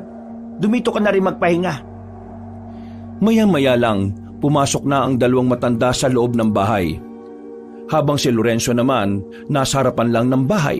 Nakatulala, malalim ang iniisip. Nilapitan ito ng kakambal niya at tinabihan. Naintindihan ko na may Diyos na nagbabantay sa atin. Ang hindi ko lang talaga maintindihan, bakit hinahayaan niyang mapahamak ang mabubuting nilalang? Hindi ko inaasahan na darating ang oras na mag-uusap tayo ng seryoso tungkol sa Diyos. Pero hindi hinayaan ng Diyos si Emil. Anong hindi hinayaan? Nakita mo naman, di ba? Namatay. Kapag ba aswang ka, kahit mabuti ka wala siyang pakialam. Lorenzo, hindi siya hinayaan ng Diyos. Ginabayan siya ng Diyos na tapusin ang misyon niya. At yun ay ang bigyan kanya ng babala laban sa mga aswang. Yun lang ang pinakamahalagang papel niya sa mundong ito. At dahil natapos na niya yon, mawawala na rin siya rito. Sinasabi mo bang ang buhay natin ay nakadepende sa kung ano ang misyon na nakapasan sa balikat natin? Mismo! Ay, malas naman ni Emil. Ang konti lang pala ng misyon niya sa mundong ito. May hinayata siya kay boss eh. Sinong boss? Si boss. Yung Diyos. Yun ang tawag ko sa kanya. Paano ka nga pala naniwala sa kanya? Bakit parang biglaan? Nung gabing nasa bingit ng kamatayan si Lola, inihiling ko sa kanya na pagalingin niya ang Lola natin. Nagulat ako pag uwi ko. Magaling na siya eh. Sinabi ko naman kasi sa'yo, di ba? Mabait siya sa kahit na sino. Naniniwala ka man o hindi. Anak ang turing niya sa lahat. Napangiti na lamang ang lalaking si Lorenzo. Maya-maya lang din ay pumasok na rin sila sa loob. Kinabukasan, maagang umalis ng bahay ang matandang si Hector para puntahan ng iba pang manunugis. Habang ang kambal naman ay nanatili na muna sa bahay nila. Hindi sila pinapasok na matanda dahil ilalaan nila ang araw na yon para sa kanilang pag-iensayo. La, naniniwala naman ako na dati kang manunugis pero matanda ka na ngayon eh. Baka hingaling ka sa pagtuturo sa amin. Minamaliit mo ba ako dahil sa edad ko? Hindi kita minamaliit, La. Gusto ko lang makasiguro na walang mangyayaring masama sa'yo sa oras na... Nagulat na lamang si Lorenzo nang biglang mabilis na kinuha sa kanya ni Aling Sesa ang katana. Itinutok ito agad sa liig niya. Kinabahan naman ang binata na parabang hindi makagalaw. Ito ang palagi mong tatandaan, Lorenzo. Lahat ng nilalang na alam na maaari mong makatapat hindi mo dapat minamaliit. Igagalang mo kung ano sila. Hindi lang yung pagbibigay respeto, kundi pagiging maingat na rin.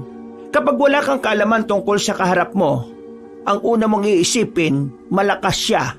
Maaring kapantay mo o maaring masigit pa sa'yo. Ayos, ang astig mo, La. Pinakaba mo naman ako eh. Akala ko makikita ko na si boss eh. Sige, simulan na natin.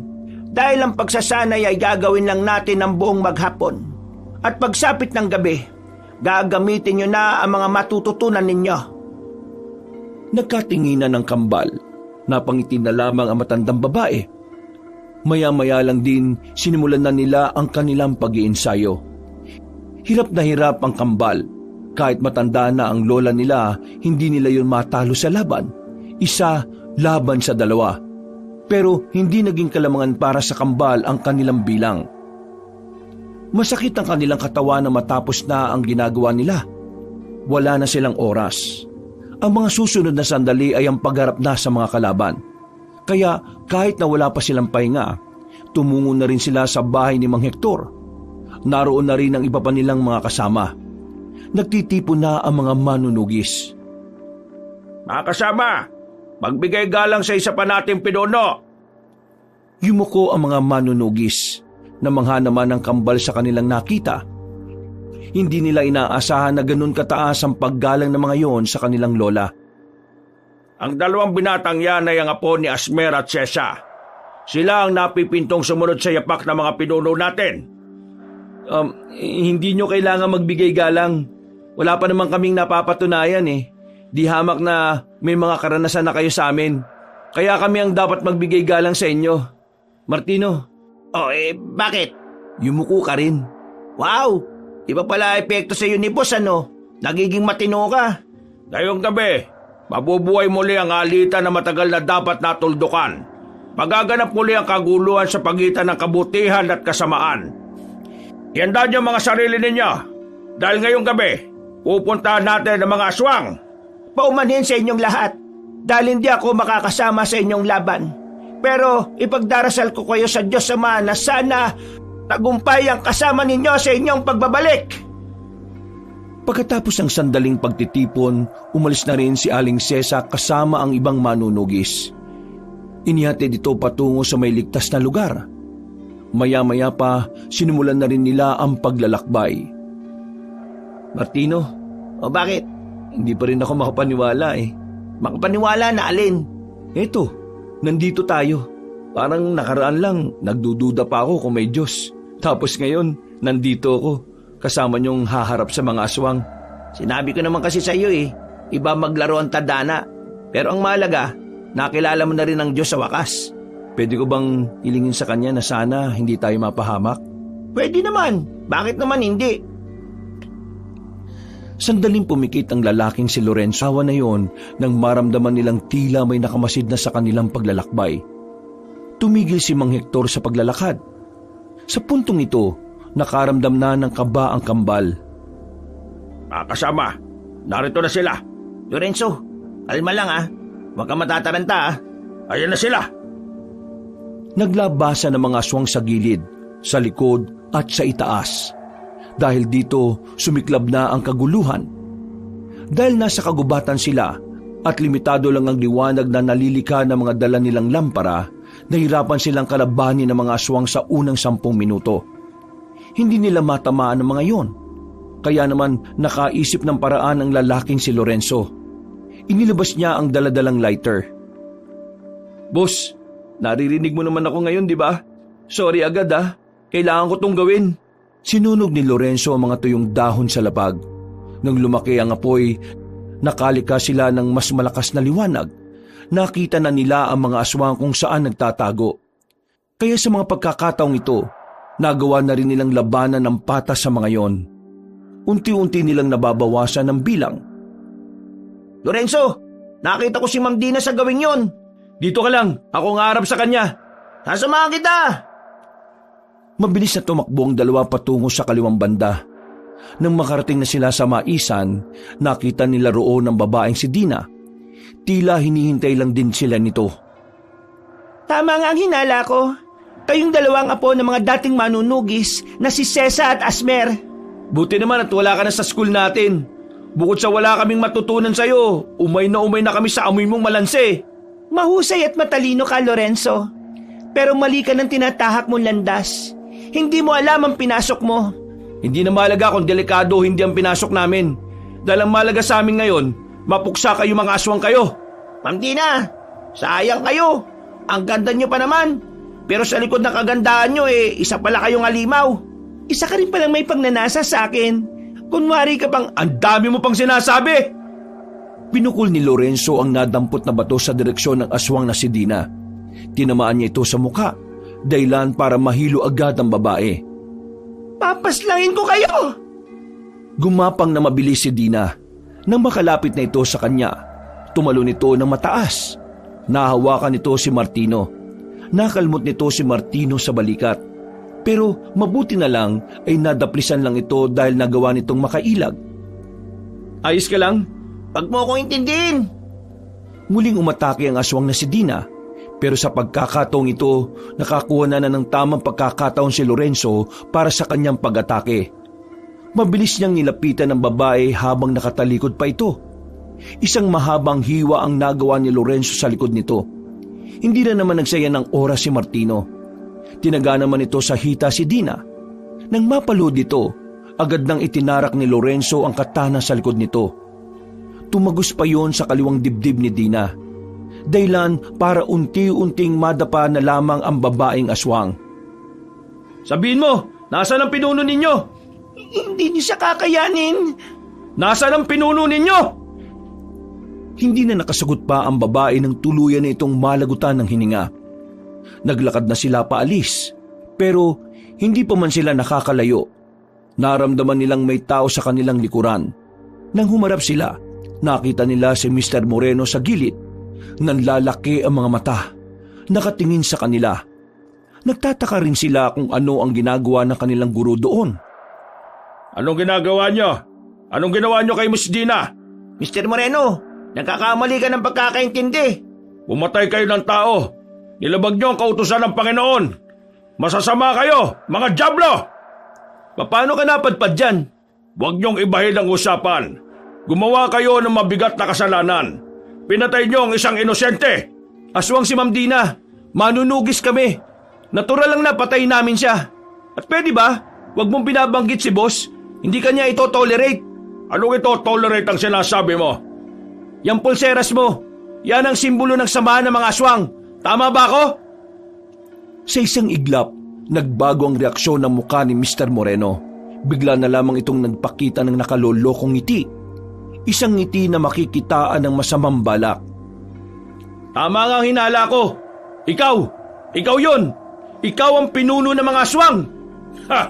Magaling ka talaga, Lorenzo. Pinapahanga mo talaga ako palagi Kung kailan naniniwala na ako may Diyos, saka ko pa naalaman na hindi naman pala tayo iisa ng pinaniniwala ang Diyos. Ang lakas ng loob mong magtago sa pagiging relihiyoso, ikaw pala ang demonyo. Nalinlang kita. Nalinlang ko kayo. Pero hindi ko rin talaga inakala na kayo pala ang dapat kong inuna. Ang isa sa mga punteriya ko ay matagal ko na palang nakakadaupang palat. Mahusay! Nilinlang nyo rin ako. Anong nilinlang? Hindi rin naman namin alam na manunugis ang pinagmulan namin Buwang ka rin no? Saan mo din nila mga estudyanteng dinudukot ninyo? Malalaman mo lang yon kung matatalo nyo ako. Aray! Nagulat na lamang sila na may bumaon na palaso sa bandang liig na matandang si Moreno. Tinira na pala ito ng palaso ni Mang Hector. Dahil dito, dumistansya na muna si Mr. Moreno. Pinutol nito ang palaso. Hindi na pala ako asintado ngayon. Iba na talaga kapag may edad na O ikaw, hindi kita kilala, pero hindi ka namin sasantuin. Nagalit si Mr. Moreno. Nagpalit na ito ng anyo bilang aswang. Mabilis itong nakalapit. Niligpasan nito ang kambal. Diretso kay Mang Hector si Mr. Moreno. Isang mahabang kalmot agad ang nagawa ng pinunong aswang. Tumba agad si Mang Hector. Agad namang rumisponde ang kambal. Tinaga nila si Mr. Moreno. Pero nagawa sila nitong iwasan. Nang makabuelo, muli silang inatake ni Mr. Moreno. Tapis agad ang balat ni Lorenzo sa balikat, habang si Martino naman nadaplisan sa braso ng kalmot. Aminado sila na kakaiba si Mr. Moreno kumpara sa mga una nilang nakatapat. Kahit si Mang Hector, alam din na hindi basta-basta ang pinuno ng mga aswang. Pero kahit na ganon, hindi nagpatinag ang lalaking si Lorenzo. Parang hindi niya nararamdaman ang sugat na tinatamo niya. Dali-dali siyang lumapit ulit kay Mr. Moreno. Tinaga niya ng katana ang pinunong aswang. Pero sa kasamaang palad, hindi niya naman ito tinamaan. Sinubukan niya pa ulit hatawin, pero nahawakan ni Mr. Moreno ang kamay niya. Matagal na ako nagtitimpi sa pagiging bastos mo sa akin, Lorenzo. Ito na ang tamang pagkakataon. Dahil wala na tayo sa paaralan. Pwede na kitang patayin. Hindi mo pwedeng gawin yan! Paglingon ni Mr. Moreno sa gilid, naroon na si Martino. Nagawa ni Mr. Moreno na salagi ng pagtaga ng binata. Pero nabitiwan naman nito si Lorenzo. Sinamantala na ni Lorenzo ang pagkakataon. Itinarak niya ang katana sa tiyan ni Mr. Moreno. At habang nangyayari naman yon, nagawa pa rin ni Mang Hector na makatulong. Tinira ulit nito ng palaso si Mr. Moreno. Sa pagkakataong yon, sa kaliwang dibdib na yon bumaon. Bullseye! Hindi pa nakontento si Lorenzo. Hinugot niya ang katana at saka itinarak ulit kung saan naroon din ang nakatarak na palaso. Tinulak sila ni Mr. Moreno. Dumistansya ito sa kanila. Anong akala nyo? Mapapatay nyo ako sa ganitong paraan? Hindi ako magiging pinuno kung sa simpleng saksak lang mamamatay na ako. Aabante pa sana si Mr. Moreno nang bigla itong sumuka ng dugo. Kalaunan, magkakasunod na ubo na lamang ang nagawa nito. May laso na ang pangalawang palaso na pinatama ko sa iyo. Yung una, sinadya kong wala para maging kampante ka at isipin mong hindi ka mamamatay sa palaso. Mr. Moreno, talo ka na! Mukhang kailangan mo nang magpaalam. Hindi ka ililigtas ng kinikilala mong Diyos, no? Kahit na kailan talaga, malaking hadlang ang mga tao sa mga hangarin namin. Hindi ako makapaniwala. Nasayang lang ang maraming taon ng pagpaplano ko. Mr. Moreno, magpahinga ka na. Hanggang dito na lang ang misyon mo sa mundo. Lumakas ng lumakas ang ubo ni Mr. Moreno. Parami na rin ang parami ang dugong isinusuka nito. Lumalambot na rin ang tuhod nito. Nahihilo at nawawalan ng balanse. Bakit ayaw niyo pa akong tapusin? Di ba ito naman ang pinakahihintay ninyo? Ibinibigay na namin ng ilang minuto na natitira sa buhay mo. Mabait pa rin naman kami sa iyo kahit nakampun ka pa ng demonyo. Yung mga biyag na estudyante. Kung dediretsuhin niyo ito, ay may makikita kayong malaking bahay. Hanapin niyo ang basement. Naroon silang lahat. Lorenzo, maraming salamat. Ngayon, naiintindihan ko na kung bakit makapangyarihan ang pagmamahal ng mga tao. Bigla na itong bumagsak. Hindi na ito makapagsalita. Nangingisay-ngisay na rin ito. Kalaunan, hindi na rin ito gumagalaw. Tuluyan na itong nalagutan ng hininga. Ayos lang ba kayo? Tuklap ang balat mo. May kalmot ako. At may maabang sugat si Mang Hector. Tapos, magtatanong ka kung ayos lang kami? Tulungan niyo na ako makatayo. Inalalayan nila ang matanda. Nang balikan nila ang kanilang mga kasama ay natalo na nila ang mga aswang. Marami ang sugatan sa kanila. Merong kritikal pero nailigtas din naman. Masaya silang nakabalik sa baryo. Bitbit nila ang tagumpay. Walang paglagyan ang kalooban ni Lorenzo. Dahil sa wakas, hindi na mangangamba ang kanilang lola tuwing matutulog sa gabi. Makalipas ang halos isang buwan, nakarecover na rin sila. Pansamantalang natigil ang kanilang pag-aaral. Wala na rin kasi ang kanilang principal. Nakasama ito sa mga namatay sa labanan. Ang mga estudyante namang ilang araw nang nawawala, naibalik na rin sa kanilang mga magulang. Mga apo, hanggang ngayon, hindi pa rin ako makapaniwala na kinaya niyong makipagsabayan sa mga manunugis. Masaya ako at proud ako sa ginawa ninyo. Talagang nananalaytay ang pagiging mandirigma sa dugo ninyo. Ang tanong ngayon, ipagpapatuloy niyo ba ang nasimulan ng inyong lolo at lola? Habang nag-aaral, itutuloy ko ang pagiging manunugis. Gusto kong magbigay pugay sa nagawa ni lolo at lola. Ikaw, Lorenzo. Mang Hector, pasensya na pero tingin ko, hindi ko na may tutuloy ang pagiging manunugis. Wala namang problema kung yan ang desisyon mo. Pero pwede bang naming malaman kung bakit? Nangako ko kay boss na pag natapos na ang gulo, magsisilbi ako sa kanya. Teka, sinasabi mo bang magpapari ka? Masyado ko makasalanan para maging pari. Pero kahit na anong paraan ng paglilingkod gagawin ko. Alam mo, Lorenzo, natutuwa ako sa iyo. Hindi ko talaga inakala na darating ang araw na magbabago ang paniniwala mo. Maraming salamat at hindi niyo ako sinukuan. Paano? Kumain na tayo. Baka lumamig pa itong niluto ko. Masarap po ba yan? Masarap magluto yan si Hector. Nung araw tagaluto namin yan ng merienda. Ang kaso nga lang, may pagkakataon na sobrang alat ng luto niya. Nako, binunyag mo pa.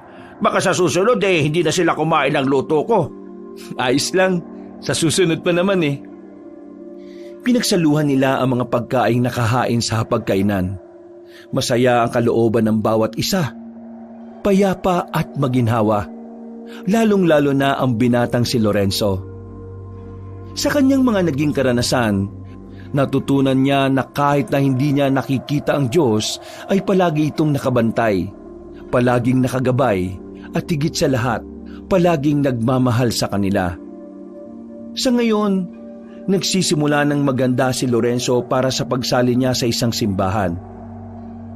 Hindi niya alam kung kakayanin niya, pero ang mahalaga na lamang sa kanya ay mapaglingkuran ang Panginoong Diyos.